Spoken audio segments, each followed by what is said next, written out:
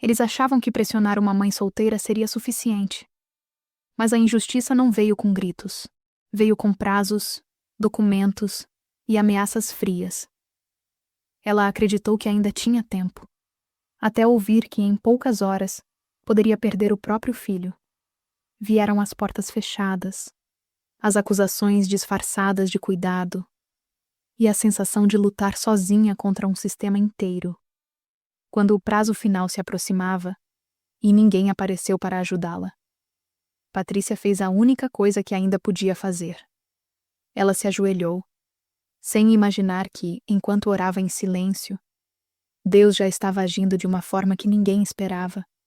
Se essa história despertou algo dentro de você, segue o podcast Caminhos Marcantes. Aqui, cada voz carrega uma história de coragem, fé e recomeço. Segue, compartilha e vem caminhar com a gente, porque cada caminho deixa uma marca.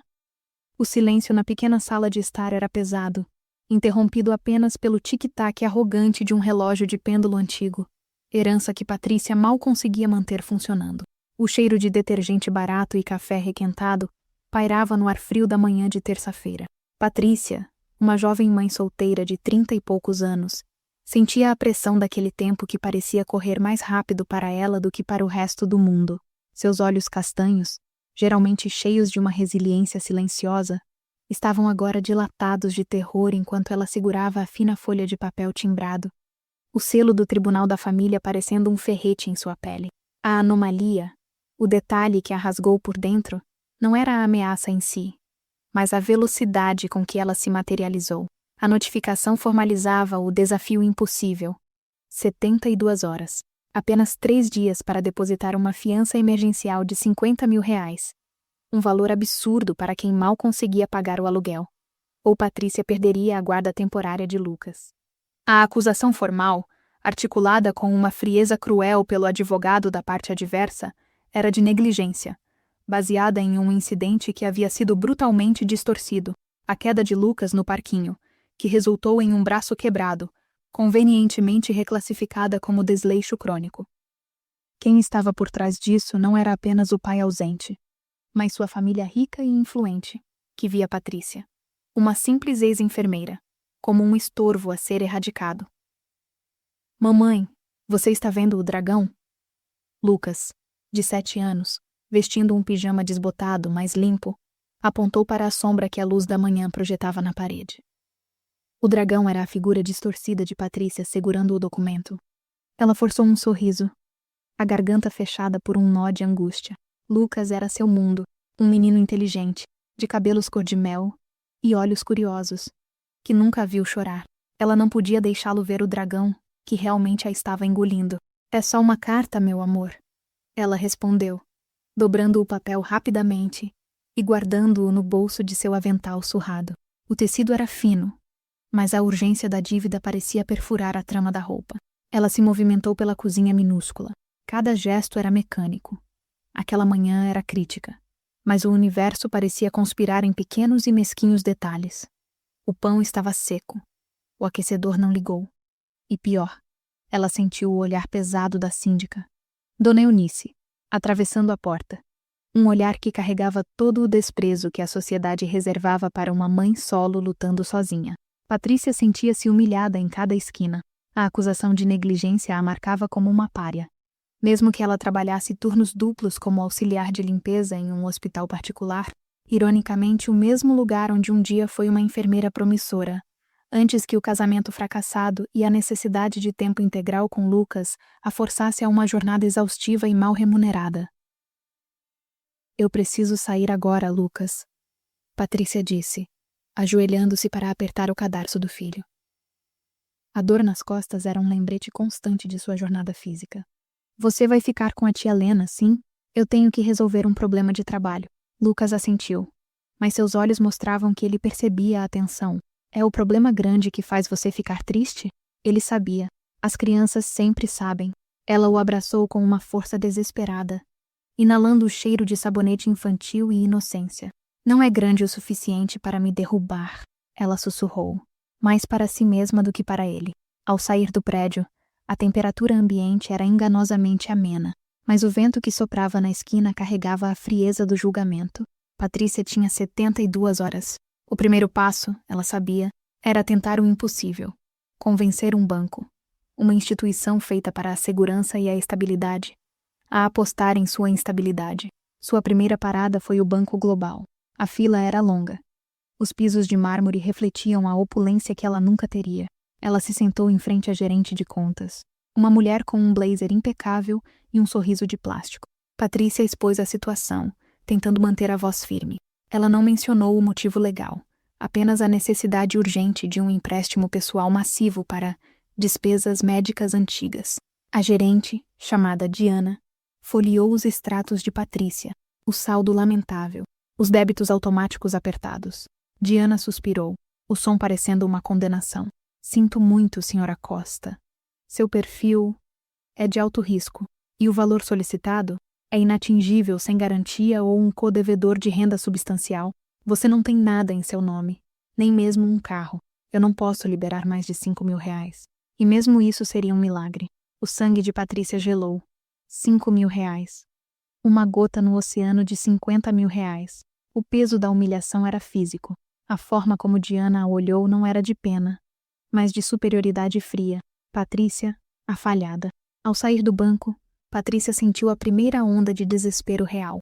A luz do sol parecia zombar de sua miséria. Ela olhou para a rua movimentada, onde todos corriam com propósitos claros, e percebeu o quão sozinha ela realmente estava. Seu marido, Marco, havia desaparecido do mapa financeiro e emocional no momento em que a vida ficou difícil, deixando-a com nada além de dívidas e o processo legal instigado por sua própria família. No caminho para o próximo destino, o escritório de um agiota que um colega havia mencionado, uma decisão que a envergonhava profundamente, ela parou em frente a uma vitrine, não para olhar roupas, mas para ver a si mesma. Cansada, mas não derrotada, ainda não. Mas o agiota era pior. O cheiro de cigarro e o ambiente sombrio de sua sala eram a personificação do perigo. Ele ouviu a história dela, sorrindo com dentes de ouro. 50.000? Podemos fazer isso. 10% ao mês. Juros sobre juros. E se você atrasar? Bem, a guarda do seu filho será o menor dos seus problemas. Patrícia recuou, sentindo a bile subir. Ela era desesperada, mas não burra. Entregar a si mesma e a Lucas a uma escravidão financeira não era superação, era suicídio. Ela saiu do lugar com a mesma sensação de fracasso, mas com um novo temor. O mal espreitava em cada solução fácil.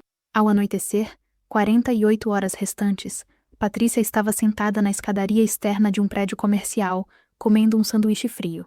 Ela ligou para o único advogado de assistência gratuita que conhecia. A secretária a atendeu, a voz tediosa. Dr. Cordeiro não pode pegá-la. Seu caso é muito complexo. Envolve a família Albuquerque. A secretária disse. E o nome Albuquerque, a família do ex-marido, parecia quebrar a linha telefônica. Eles têm os melhores advogados. É um caso perdido, senhora Costa. A secretária acrescentou, num quase sussurro de piedade. Eles têm o Dr. Marcelo Bittencourt. Ninguém vence o Bittencourt. Patrícia desligou o telefone e esfregou os olhos, sentindo a areia do cansaço. Dr. Marcelo Bittencourt. Ela havia lido o nome dele na notificação. Um tubarão. Conhecido por sua crueldade profissional e suas taxas estratosféricas. O tipo de homem que usaria a imagem de uma mãe solteira humilde para subir ainda mais em sua carreira. Ela se levantou, sentindo-se um grão de areia varrido pela tempestade. A noite estava fria e prometia chuva. Patrícia precisava de mais do que dinheiro. Ela precisava de um milagre. Mas milagres não aconteciam na vida real, muito menos na periferia fria de uma metrópole indiferente.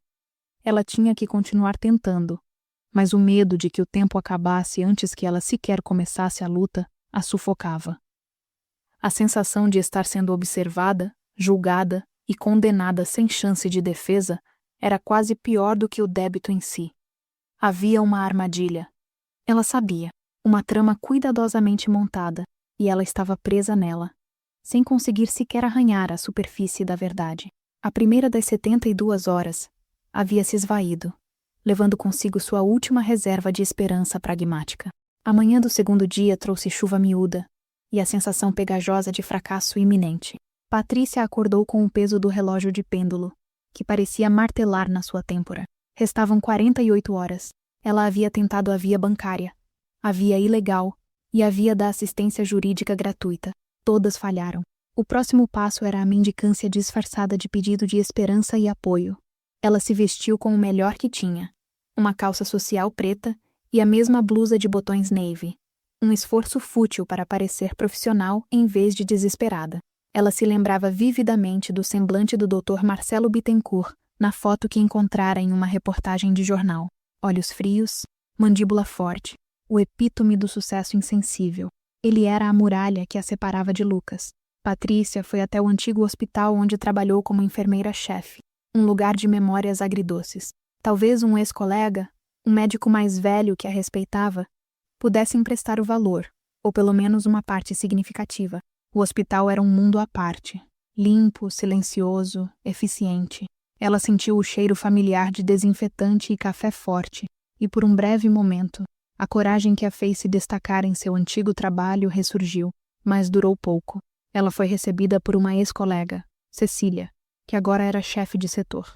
Cecília a recebeu com uma cortesia forçada, sentada atrás de uma mesa de mogno lustroso. Patrícia expôs seu pedido, minimizando o processo legal e enfatizando a dívida de emergência.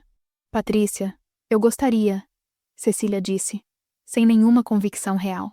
Ela cruzou os braços, os olhos vagando pelo escritório. Mais 50 mil reais? Isso é loucura. Além disso, Cecília baixou a voz.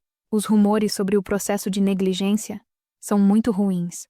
O pai de Lucas e a família dele têm muito poder. Eles disseram que você estava desatenta, que estava sempre cansada e que Lucas foi ferido em sua falta de cuidado. A facada foi mais profunda do que o primeiro não do banco. A trama de Patrícia se tornava visível. A família Albuquerque não apenas queria a guarda, mas queria destruir a reputação de Patrícia para garantir que ela nunca tivesse os meios para lutar de volta. Eles estavam usando a dor de um acidente de infância como arma de difamação. É mentira, Cecília. Foi um segundo. Ele estava correndo. Patrícia implorou, a voz tremendo. Talvez, mas a corte tem outra versão. Se eu emprestar esse dinheiro e você perder o caso, eu perco o dinheiro. E meu nome pode ser associado ao seu drama. Sinto muito, Patrícia. É melhor manter distância. O desprezo de Cecília era palpável. Patrícia saiu do hospital, sentindo-se suja. Não era apenas o dinheiro. Era o veneno da injustiça se espalhando, isolando-a de qualquer rede de superação. Eles haviam cortado seus laços, um por um. Naquela tarde, Patrícia se dedicou a tentar encontrar qualquer erro legal, qualquer brecha no processo. Ela foi até a biblioteca municipal. O cheiro de papel velho e mofo era reconfortante, oferecendo um refúgio da crueldade externa. Ela passou horas folheando códigos civis e livros sobre custódia, tentando com sua mente de enfermeira treinada em lógica e protocolo encontrar a falha do inimigo. O doutor. Bittencourt era impecável. Cada documento era hermético. A acusação estava baseada em testemunhos forjados, incluindo o depoimento de Dona Eunice, a síndica, que alegava ter visto Patrícia chegando em casa tarde e cheirando a cansaço. Uma prova vaga, mas suficiente para pintar o retrato de uma mãe irresponsável. Patrícia percebeu que a armação era mais sofisticada do que ela imaginava. A dívida de 50 mil reais não era uma fiança aleatória. Era o custo de uma cirurgia de emergência falsa, inflacionada e atribuída a Lucas, que o pai forçou Patrícia a assinar em um momento de pânico meses atrás, antes mesmo do processo de custódia ser iniciado. Eles usaram a necessidade médica de um filho para criar um débito inatingível, garantindo que o não pagamento servisse como prova final de sua incapacidade financeira e emocional de ser mãe. Patrícia sentiu uma náusea intensa. Como alguém podia ser tão mau? Ela estava lutando contra um poder que não apenas tinha dinheiro, mas também a malícia de usá-lo para manipular a lei e a verdade. Restavam 36 horas.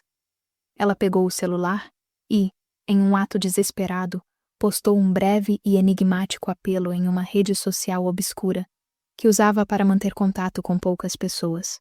Ela não podia pedir dinheiro diretamente, pois isso poderia ser usado contra ela como prova de desespero. Em vez disso, ela postou: se você já se sentiu preso em uma teia de mentiras e injustiças, e precisa urgentemente de uma informação legal que possa desmantelar uma acusação falsa que ameaça tudo o que você ama.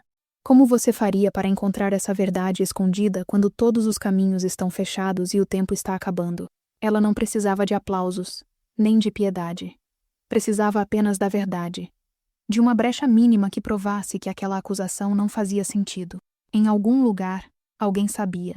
Alguém entendia aquelas regras que pareciam feitas para esmagar quem já estava no chão. Patrícia se agarrou a isso como quem segura a última tábua no meio do naufrágio. Não era esperança de vitória. Era a recusa silenciosa de aceitar uma injustiça como destino. O tempo que Patrícia passou tentando conseguir o empréstimo a havia levado a um precipício. Ela estava no limite financeiro e emocional. Ela estava de volta ao seu apartamento, o cheiro de mofo agora mais forte com a chuva. Lucas voltaria em breve. Ela tinha que parecer normal, mas a máscara estava escorregando. Ela se sentou na beira da cama, o colchão afundando sob seu peso, olhando para a moldura de plástico que continha uma foto de seu casamento. Um tempo de falsa esperança. Ela sentiu uma onda de fúria cega. Ela não era negligente. Ela era apenas pobre e sozinha. E essa era a verdadeira falha. A única que a corte realmente via. O clímax parcial daquele dia era a aceitação de que o dinheiro jamais viria por meios convencionais.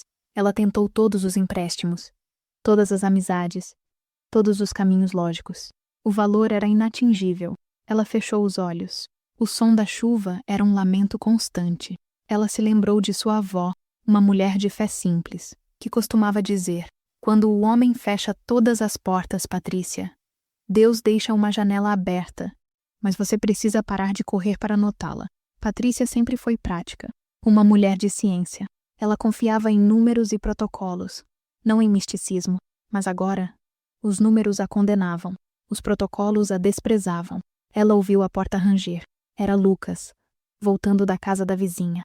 O rosto dele estava alegre, mas ele parou quando viu o vazio nos olhos de Patrícia. "Você não conseguiu o trabalho novo, mamãe?" Ele perguntou baixinho. "Ainda não, meu amor," ela disse, engolindo o terror.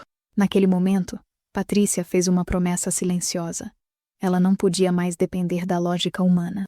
Ela precisava tentar o impossível, o que desafiava sua natureza, render-se a uma força maior.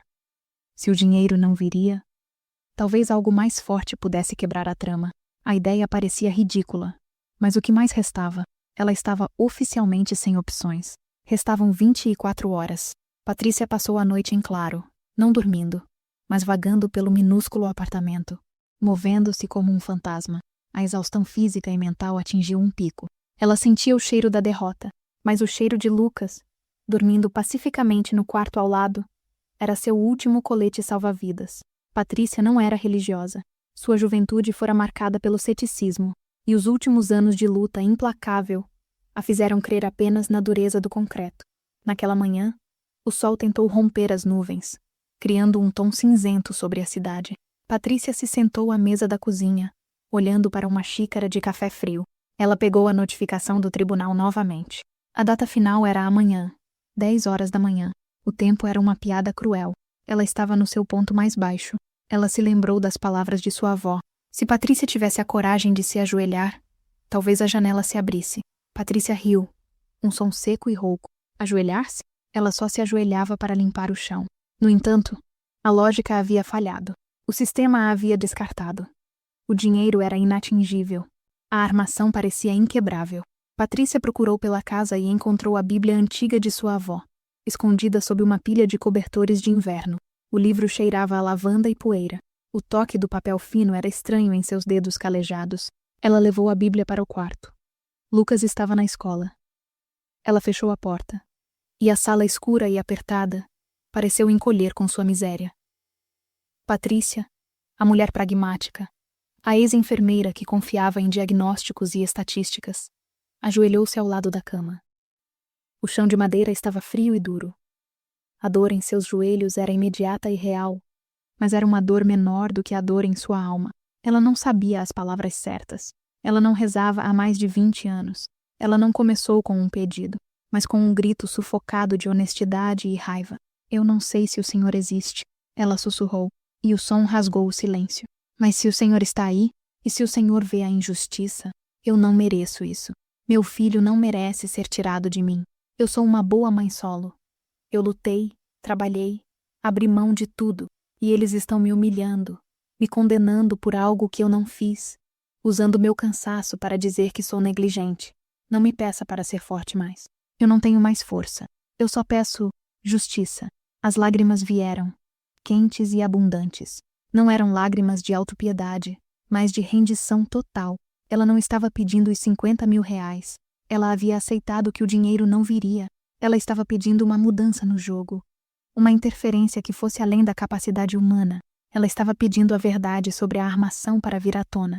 Patrícia ficou ajoelhada por quase 1 hora, sentindo o peso da humilhação, mas também, estranhamente, um alívio lento, como se um fardo invisível tivesse sido compartilhado. Ela não sentiu um milagre financeiro, não viu um envelope com dinheiro cair do teto. O que ela sentiu foi uma profunda quietude, a percepção de que, mesmo que ela perdesse Lucas, ela havia feito tudo o que era humanamente e espiritualmente possível. Ela se levantou, cambaleante. O relógio batia 2 da tarde. Faltavam 20 horas.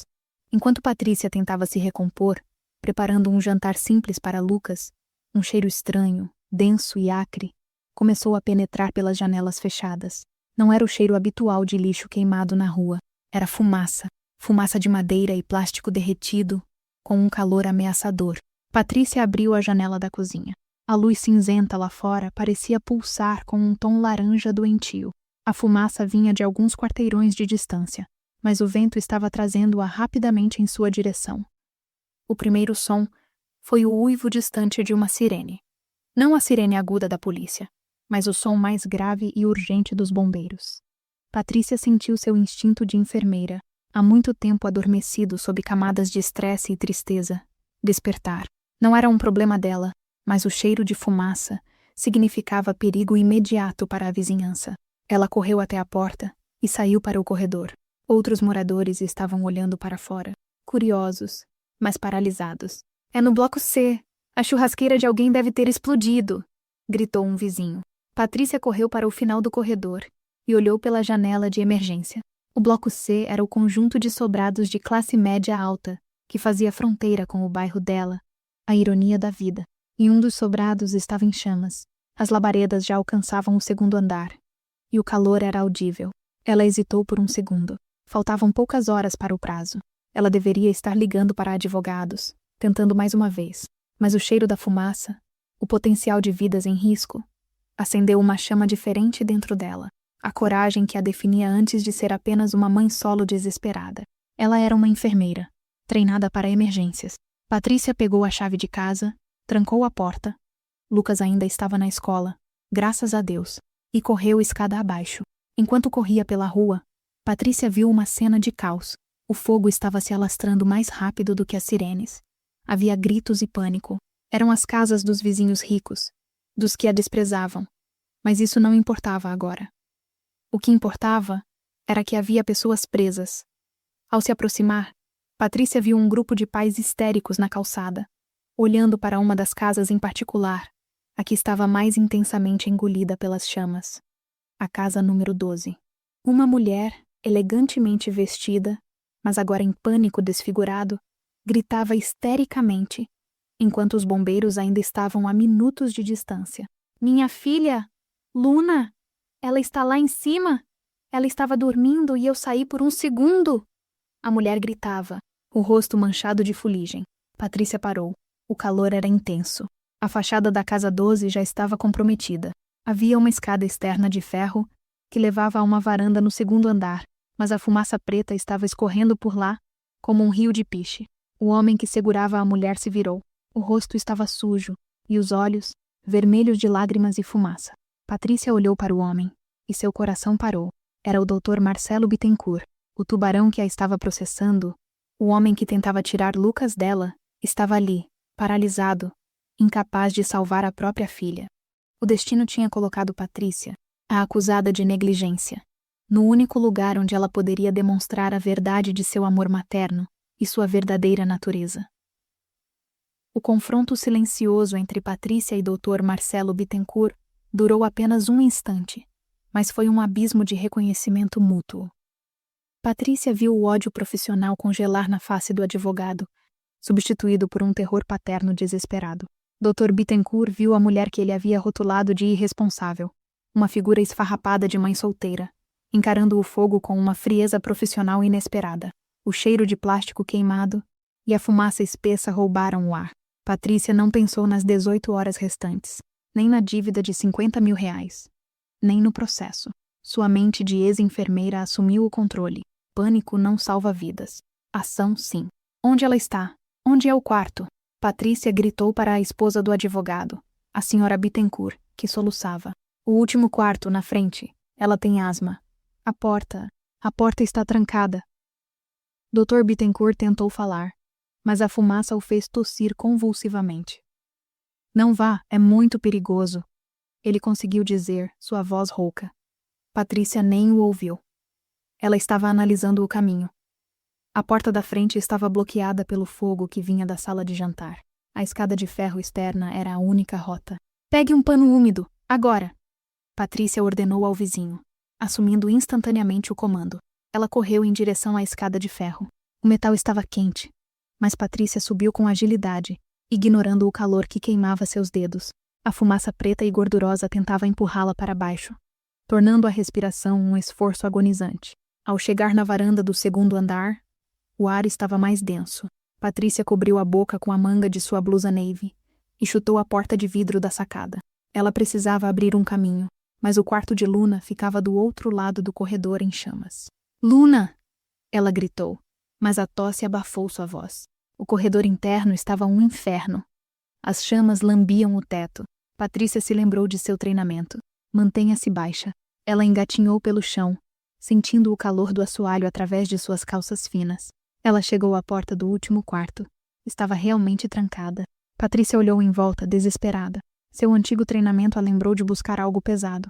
Ela viu um vaso de porcelana na cômoda ao lado. Ela o agarrou e, com uma força que só o desespero de salvar uma criança proporciona, esmagou a maçaneta. A porta cedeu. O ar dentro do quarto era menos tóxico. Mas Luna, uma menina de uns 5 anos, estava tossindo histericamente, acocada sob a cama, em pânico. Sou Patrícia. Estou aqui para te tirar daqui. Você tem que ser forte, pequena. Coragem. Patrícia falou com uma calma que ela não sentia. Ela puxou Luna para fora. O rosto da menina estava vermelho, os olhos cheios de medo. Patrícia a enrolou em um cobertor grosso. Vamos voltar pela janela. Rápido! O caminho de volta era pior. O fogo havia se intensificado. Patrícia, segurando Luna firmemente no colo, teve que pular sobre destroços em chamas. Seu braço direito raspou em um pedaço de metal quente. A dor era aguda, mas ela a ignorou. Ao chegar na varanda, a escada de ferro parecia instável. Patrícia desceu devagar, segurando Luna como se fosse Lucas, seu próprio filho, sua única razão de ser. Quando seus pés tocaram o chão gramado, a multidão irrompeu em aplausos misturados a soluços de alívio. Dr. Bittencourt correu em direção a ela, não como um advogado, mas como um pai que havia recuperado seu tesouro. Ele tirou Luna dos braços de Patrícia, abraçando-a com uma ferocidade possessiva. A senhora Bittencourt desabou no gramado, chorando e agradecendo. Patrícia cambaleou para trás, tossindo e ofegando, o braço sangrando. O cheiro de fumaça e de seu próprio cabelo chamuscado era nauseante. Os bombeiros chegaram ruidosamente. Dr. Bittencourt se virou para Patrícia, com Luna ainda aninhada em seu pescoço. Pela primeira vez, Patrícia viu o homem, não o advogado. Ele estava sujo, envergonhado e completamente transformado. Você salvou minha filha. Você é a senhora Costa. Ele não precisava perguntar. Ele a reconheceu pela foto fria do processo, mas a mulher à sua frente era de carne e osso. Uma heroína. Eu sou Patrícia, e meu filho Lucas está sendo tirado de mim pelo seu processo. Ela disse, a voz rouca, mas firme. Dr. Bittencourt baixou a cabeça, incapaz de sustentar o olhar dela. A fumaça parecia limpar não apenas o ar, mas sua alma. Ele havia pintado esta mulher como a personificação da negligência, e ela acabara de arriscar a vida para salvar sua filha. Patrícia não fez um pedido. Ela apenas ficou ali, ferida e exausta, a personificação do amor materno que ele havia tentado difamar. Eu retiro a acusação imediatamente, ele disse, as palavras quase inaudíveis. E mais do que isso, eu vou descobrir quem armou isso para você. Eu vou assumir seu caso pro Bono. Eu juro, a partir de agora, eu sou o seu advogado. Patrícia sentiu uma vertigem. Não era o dinheiro, não era o milagre financeiro, mas a quebra da muralha de injustiça. O homem que deveria destruí-la agora seria seu defensor. Patrícia havia se ajoelhado para orar por justiça, e ela veio de uma maneira terrível e inesperada. O destino não havia mandado um anjo financeiro, mas um teste de fogo que revelaria sua verdadeira superação. Enquanto Patrícia era levada pelos paramédicos para tratar os cortes e a inalação de fumaça, ela olhou para o Dr. Bittencourt, que a observava com a expressão de alguém que havia acordado de um pesadelo moral. O prazo final ainda se aproximava, mas agora, Patrícia não estava mais sozinha. A batalha mudou do financeiro para o ético. A ambulância era um refúgio estranho, cheio de luzes brancas e o cheiro forte de álcool e medicamentos. Patrícia estava sendo tratada por inalação leve de fumaça e o corte profundo no braço. Ela ainda ouvia o caos das sirenes, mas sentia uma calma profunda. Aquele dia, ela havia perdido tudo, mas ganhado seu único e mais poderoso aliado. Dr. Marcelo Bittencourt chegou ao hospital poucas horas depois, ainda com fuligem nas roupas, mas com a compostura de volta. Ele não era mais o tubarão. Era um homem em missão de reparação. Ele havia deixado sua filha, Luna, aos cuidados da esposa e veio diretamente para Patrícia. Patrícia, ele disse, sentando-se à beira da cama. Acabei de ligar para o tribunal. Eu retirei a acusação de negligência. Eles estão suspensos. Eu paguei a fiança, mas não se preocupe. Isso será resolvido. É o mínimo. Patrícia o interrompeu, seus olhos encontrando os dele. Eu não preciso do seu dinheiro, doutor. Eu preciso da verdade. A cirurgia de R$50 mil nunca aconteceu. Eles usaram isso para criar um débito inatingível. Dr. Bittencourt, um mestre em litígio, franziu a testa. Claro, é uma tática suja, mas comum. Vamos investigar. Se a acusação de negligência era falsa, a dívida também é a prova da armação. Quem está por trás disso? Os Albuquerque, a família do pai de Lucas. Patrícia respondeu. E o ódio em sua voz era um fogo frio. Dr. Bittencourt começou a trabalhar imediatamente, ali mesmo, do leito do hospital. Ele fez ligações, usando seu poder e sua influência. Sua reputação era lendária. Quando ele assumia um caso, o sistema tremia, e ele estava em dívida moral com Patrícia. A investigação levou menos de 12 horas. Com o acesso que Dr. Bittencourt tinha, ele conseguiu rastrear os documentos da suposta cirurgia. A esperança de Patrícia era real. A cirurgia era fictícia. Um procedimento de baixo custo inflacionado e reclassificado por um médico de má reputação que a família Albuquerque subornou. A assinatura de Patrícia no documento de pânico havia sido manipulada para servir como prova de aceitação da dívida. O objetivo era claro: criar o débito, forçar o não pagamento e usar o fracasso financeiro como prova de incapacidade de cuidar de Lucas. Naquela mesma tarde, Dr. Bittencourt convocou uma audiência emergencial, desafiando o juiz e a parte adversa. A cena no tribunal era tensa. Patrícia, com o braço enfaixado, sentou-se ao lado do homem que, 48 horas antes, era seu inimigo. Dr. Bittencourt, em um discurso poderoso e carregado de ética, apresentou as evidências da fraude. Ele expôs a manipulação dos documentos, o suborno do médico e a crueldade da família Albuquerque ao usar o sistema legal para destruir a vida de uma mãe solo trabalhadora. Ele usou a palavra negligência com desprezo, apontando para a ironia de Patrícia ter salvado sua própria filha no exato momento em que era acusada de ser incapaz de cuidar de Lucas. A Sra. Costa é a personificação da coragem e do amor materno. Ela arriscou a vida pela minha filha. E esses documentos, Vossa Excelência, provam que a única negligência aqui é a negligência ética e criminal da parte adversa. O advogado dos Albuquerque estava em pânico. A armação desmoronou em minutos. O juiz, chocado com a audácia da fraude, não apenas arquivou o processo de custódia contra Patrícia, mas abriu uma investigação criminal contra a família Albuquerque e o médico envolvido. O fechamento foi total. Patrícia não perdeu Lucas. Ela ganhou a custódia total e irrestrita, e a proteção do Dr. Bittencourt. Patrícia saiu do tribunal. Não havia mais o tic-tac arrogante do relógio. Havia o sol da tarde, e a mão pequena de Lucas segurando a sua. Lucas havia sido informado apenas que Patrícia era uma heroína. Dias depois, Patrícia estava de volta ao seu apartamento, mas o cheiro de café requentado havia sido substituído pela leve fragrância das flores que Luna havia enviado. Patrícia e Lucas estavam sentados no sofá. Mamãe, por que o dragão sumiu? Lucas perguntou, olhando para a parede. Patrícia sorriu. Um sorriso real, que alcançou seus olhos cansados. Porque o dragão não era real, meu amor. Ele era apenas uma sombra muito grande que pessoas más fizeram parecer real, mas quando a luz veio, ele se foi. Ela olhou para a Bíblia de sua avó, ainda na cômoda. Patrícia, a mulher de ciência, havia aprendido a lição mais profunda. Ela havia tentado o impossível e falhado na lógica humana. E somente ao fazer o que era certo e impossível para si mesma, salvar vidas em meio ao seu próprio tormento, o universo se moveu. Deus não enviou o dinheiro. Ele enviou a justiça, usando a tragédia alheia para expor sua verdade. Sua superação não estava em pagar a dívida, mas em permanecer pura e corajosa em meio ao desprezo. Patrícia nunca mais se sentiu sozinha. Ela tinha Lucas e tinha a verdade. Quando você faz o que é certo e impossível para si mesma, Deus move montanhas de justiça ao seu redor.